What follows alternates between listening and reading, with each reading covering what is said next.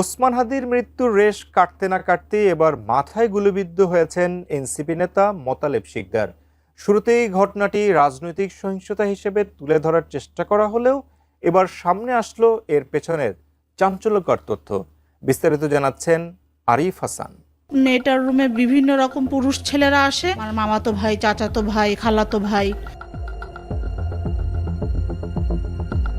শরীফ ওসমান হাদির মৃত্যুর রেশ কাটতে না কাটতেই 22 ডিসেম্বর খুলনায় ঘটে আরেকটি গুলিবিদ্ধের ঘটনা। জাতীয় নাগরিক পার্টির খুলনা বিভাগীয় কমিটির আহ্বায়ক এবং শ্রমিক শক্তির কেন্দ্রীয় সংগঠক মোহাম্মদ মোতালেব শিকদার গুলিবিদ্ধ হন।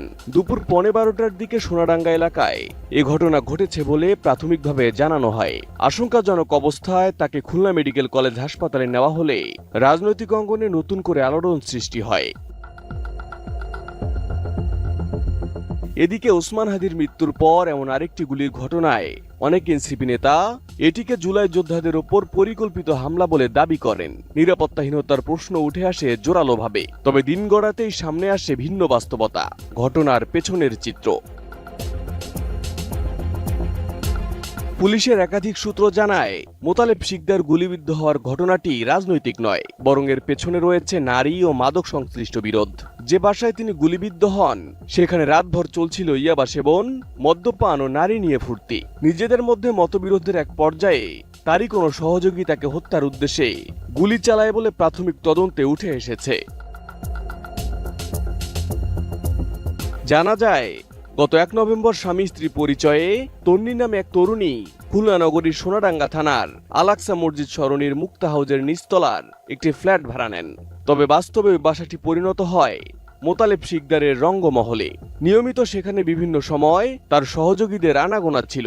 উনি ভাড়া নেওয়ার সময় আমাকে বলছে যে আমি এনজিওতে চাকরি করি। হাজবেন্ড আর ওয়াইফ, একটা ছেলে ছিল সাথে, আর এই মেয়েটা দুজনে মিলে বাসা ভাড়া নিচ্ছে। নভেম্বরের 1 তারিখে বাসা ভাড়া নিচ্ছে, আর এনজিওর কথা বলে বাসা ভাড়া নিচ্ছে। টানা তৃতীয়বার অর্জন করেছে দেশের সেরা সুপার ব্র্যান্ড স্বীকৃতি বসুন্ধরা টিস্যু। জানা যায়, রোববার দিবাগত রাত 12:30টার দিকে মোতালেব শিকদার সহ আরো দুজন ওই বাসায় যান। সেখানে চলতে থাকে ইয়াবা সেবন, মদ্যপান ও নারী নিয়ে অসামাজিক কর্মকাণ্ড। এক পর্যায়ে নিজেদের মধ্যে বিরোধের জেরে সোমবার সকাল 9টার দিকে তাকে লক্ষ্য করে গুলি চালানো হয়। পুলিশের ভাষ্য অনুযায়ী ঘটনার পর বিষয়টি ভিন্ন খাতে নিতে নাটক সাজানোর চেষ্টা করেন মোতালেব শিকদার।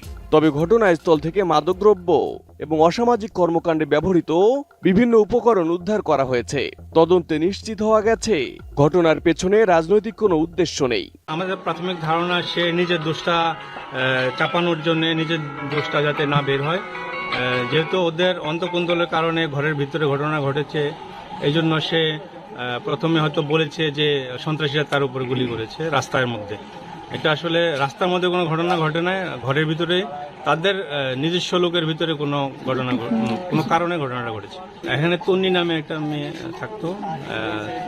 এদিকে ঘটনার পর থেকে ওই ফ্ল্যাটের ভাড়াটে তন্নির কোনো সন্ধান পাওয়া যায়নি। প্রাথমিক তদন্তে জানা গেছে, ওই বাসায় একাধিক পুরুষের নিয়মিত যাতায়াত ছিল এবং সেখানে দীর্ঘদিন ধরে অসামাজিক কার্যকলাপ চলছিল। পরে ওই মেয়েটার রুমে বিভিন্ন রকম পুরুষ ছেলেরা আসে, তখন আমাকে যে বলছে যে এরকম ভাড়াটিয়াটা মনে হয় ভালো হলো না, এরকম বিভিন্ন রকম পুরুষ ছেলেরা আসে।